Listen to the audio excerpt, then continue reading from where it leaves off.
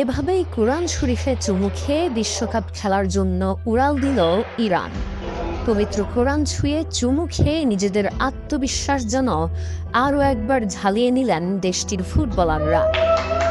বড় কোনো টুর্নামেন্ট বা গুরুত্বপূর্ণ ম্যাচে মাঠে নামার আগে এমন ধর্মীয় রীতি পালন করাটা অবশ্য ইরান ফুটবল দলের পুরনো ঐতিহ্য। 2026 ফিফা বিশ্বকাপের মহোৎসবে যোগ দিতে শনিবার আন্তালিয়া বিমানবন্দর থেকে বিদায় নেওয়ার সময়ও দেখা গেল সেই একই দৃশ্য। মাঠের বাইরের নানা রাজনৈতিক ইস্যু নিয়ে যখন ইরান দলকে ঘিরে তুমুল আলোচনা, ঠিক তখনই এমন আবেগঘন দৃশ্য।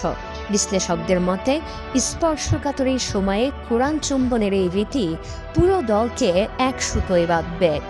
খেলাধুলায় সবচেয়ে জরুরি যে জিনিসটা, সেই একে অন্যের প্রতি বিশ্বাসকে করবে আরও সুদৃঢ়।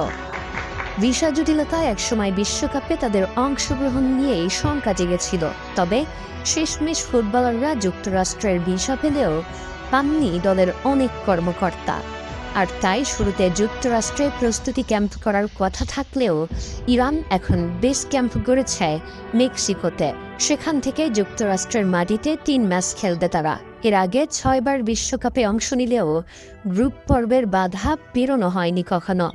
এবার নিউজিল্যান্ড, বেলজিয়াম ও মিশরকে হারিয়ে ইতিহাস গড়ার স্বপ্নে বিভোর মধ্যপ্রাচ্যের এই ফুটবল পরাশক্তি।